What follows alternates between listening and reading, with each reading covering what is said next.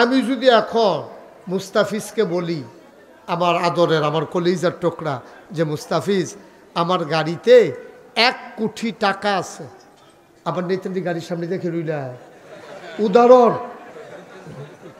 এত মনে করে হাসে হাসে আটকাইলেই আরে উদাহরণ, এটা 1 কোটি টাকা আমকো আমিও হ, এটা একটা উদাহরণ। আমি যদি কই মুস্তাফিজ আমার গাড়িতে 1 কোটি টাকা আছে, তুমি 10 জন লোক নিয়ে আসবা, আমি 10 লাখ টাকা করে এই ইনশাল্লাহ আমি তাদেরকে দেব। মুস্তাফিজে গিয়ে একজনের লোক আলাপ করছে, ও নাগেশের হুজুরে 1 কোটি টাকা আনছে, 10 জনরে দিব 10 লাখ টাকা করে, আপনি একজন আর 9 জন কারে লইলে ভালো হয়। এবার আইস দিয়া কইব এই শীতের ভিতরে বিচারণের দরকার আছে, আমারে একটা আমি ইনশাল্লাহ পারতাম না, ইনশাল্লাহ লইয়া হুদুদি আবার 9 জন বিচার বাকি তা আমি তো সারে, ঠিক কিনা কর। এমন নাদান মানুষ, হেবারে কইছে আর 9 জন কারে লইতাম, হেবারে আর লোক লই বাকি তা আমি তো হ্যাঁ কেন, হ্যাঁ 10 কোটি 1 কোটি টাকা এবার আর হয় না। এরপরেও যদি জিগা আরও 50টা টাকা ভাঙতে আসি, এটা গিয়া করতাম, তা আবার কারে গিয়ে বিচারবেন দিয়ালান আমারে। 1 কোটি টাকার পরেও আবার 5 টাকা 50 টাকাও দেখবেন হেতে হাত ফেটতে বইয়া থাকে।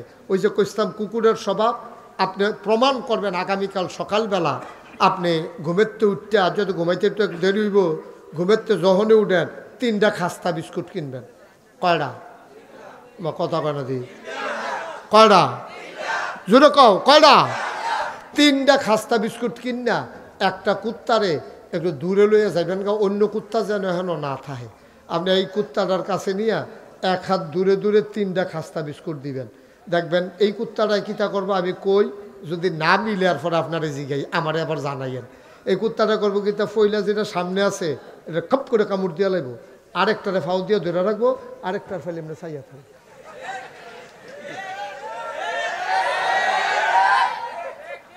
এই সাইডের তারা কইছেন ঠিক নি রে? কুত্তাটারে আপনি 3টা বিস্কুট দিয়া চান, এটা দেখবেন একটা মুহ দিব, আরেকটারে ফাওয়ে ধরে রাখবো, আরেকটা ফেলে এমনি খাপ পাইতে চাইয়া থাকবো, কেউ নি লয়ে জিজ্ঞায়। আমরা মানুষ হইছি এই খেচ্ছতের, ঠিক কিনা কও? আর না হইলে আমরা যদি এই খাচ্যতের না হইতাম, মন্ত্রী কও, এমপি কও, চেয়ারম্যান কও, মেম্বার কও, কেউ নাম কওনের দরকার নাই। নির্বাচনের আগে বাতাসাইলে গাছও ধরে খেলুই থাকে, শরীরটাত কিচ্ছু নাই, খদ্দরের পাঞ্জাবি গাও দিয়া রাহে, টেহা পয়সা নাই, বিডাত কুত্তা ঘুমায়, একটা ঘরও তুলতে পারে না। যেই মাত্র ফাঁস করে বিডাত ঘর তুলে ব্রাহ্মণবাড়িয়া গিয়া বাড়ি করে, ওই ডাহা গিয়া বাড়ি করে, সেকেন্ড হোম মালয়েশিয়া নেওয়া হলে কানাডা গিয়া বাড়ি করে, ঠিক কিনা করতে টেহা ভাই করতে আগে দিয়ে তার বিডাত ঘর তুলতে পারছে না, তো অনেকের লোকে দুঃখ করছে। আর ওখান দিয়ে মালয়েশিয়া কানাডা বেড়ে গিয়া বাড়ি করালায়, এক ফি ওনে মালিক হয়েছে গিয়া 400 কোটি টাকা। হ্যাঁ কি রে, 400 কোটি টাকার মালিক হয়েছে গিয়ে একজন ফি ওনে। এটা আরে কা, এটা আমার তোমার আমাদের টাকা, ঠিক কিনা কও? বরাদ্দ আইছে রাস্তার লাগিয়া, সেই রাস্তার বরাদ্দ খাইয়া বইয়া রইছে। তে খাক না, গম খায়, গম খাও না জিনিস খাইব, তে গম খায়, তারপরে গিয়া আপনার টিন খায়, টিন টেহা দিয়া বালিশ বানাইয়া মাথার তলে দিয়ে হুতে, কি মজা পায়। এত টেহার কি দরকারটা? ওই রাস্তার গম খায়, এই দুস্থ মাথার জন্য টিন আইছে, টিন খায়। হগিন্নি বাড়ির লিগে বিস্কুট আইছে, হেই বিস্কুট বেড়াইয়া খাইয়া বইয়া রইছে। ওই যে কুত্তার খাচ্ছ যে, ঠিক কিনা কও? এবার একটা সিহন কথা, নবী তো আর নাই, এটা আমরা সবাই জানলাম, এটা আমাদের আকীদা আহলুস সুন্নাত ওয়াল জামাত। আমাদের আকীদা হলো নবীর পরে আর নবী নাই, তিনি শেষ নবী। তাইলে মানুষ আর আসবে না কি আসবে না? কথা কয় না, মানুষ আর আসবে না কি আসবে না? কিয়ামত পর্যন্ত তো মানুষ আসতেই থাকবে, আসতেই থাকবে, যতক্ষণ কিয়ামত না হবে মানুষ আসতেই থাকবে। তো নবী আর আসবেন না, মানুষ আসবে, তাইলে রাস্তা দেখাবে কে? সুবহানাল্লাহ বলবেন না? আল্লাহর নবী ১,৫০০ বছর আগে দুনিয়া থেকে বিদায় নেওয়ার সময় তিনি দায়িত্ব দিয়ে গেলেন একদল মানুষের উপরে। আল্লাহ তাবারক ওয়া তাআলা তার নবীর মাধ্যমে জানিয়ে দিলেন, আল উলামা ওয়ারাসাতুল আম্বিয়া, ওলামায়ে কেরাম নবীর ওয়ারিস, অর্থাৎ নবী আর আসবেন না, নবীর কাজটা যারা করবে তারা হলো ওলামায়ে কেরাম। বলেন সুবহানাল্লাহ। যারা নবীর কাজটা করবে, লাইট অফ করে দেন, তারা হলো ওলামায়ে কেরাম।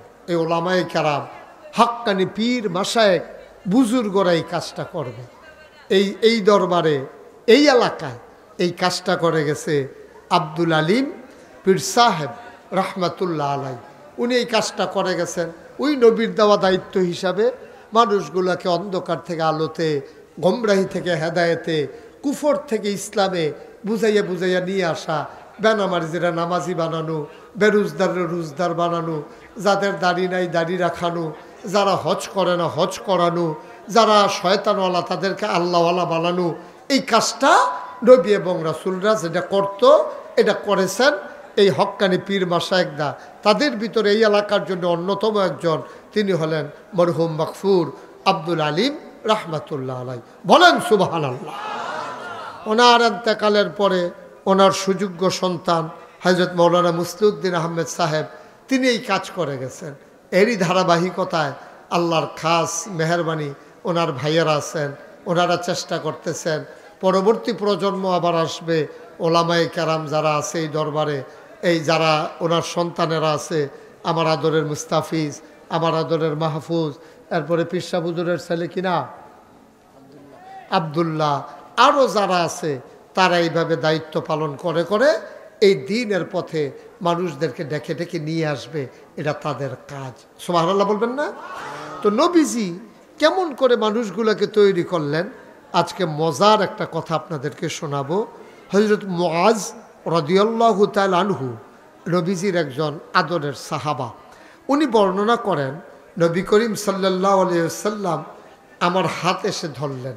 তিনি কয়, মুআজ রাদিয়াল্লাহু তাআলা আনহু কয়, নবীজি কোত্থেকে জানি আইসা আমার হাতে ধরছে। ধরার পরে আমারে কিছু দূর পর্যন্ত ধইরা নিয়ে গেছে, গিয়ে আমারে বলতেছে, হে মুআজ, আমি তোমার একটু ওয়াজ করি, তোমার আমি একটু বুঝাইয়া বলি, তুমি কি সোনার মানুষ হতে চাও? তো মুআজ কই, ইয়া রাসূলুল্লাহ, অবশ্যই সোনার মানুষ হতে চাই। আপনি যদি আমাদেরকে একটু শোনান, সোনার মানুষ কেমন করে হওয়া যায়। এবার নবীজি বললেন, এক নম্বরে তুমি কখনো আল্লাহর নাফরমানি করবা না। সুবহানাল্লাহ বলবেন না?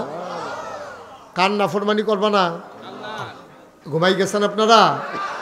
কখনো আল্লাহর নাফরমানি করবা না। আমরা নাফরমানি করি নাকি করি না? আমার কথা কেন, নাফরমানি করি নাকি করি না? আমাদের স্বভাব চরিত্র হয়ে গেছে এখন কুকুরের মতো, পশুর মতো। আমরা আর মানুষের কাতারও নাই, একেবারে টপ টু বটম, একেবারে চকিদার থেকে শুরু করে রাষ্ট্রের প্রধান পর্যন্ত যা কারবার বাংলাদেশে গেছে এটা তো আপনারা সবাই জানেন, আপনাদের জানার বাকি নেই, সবাই আপনারা জানেন।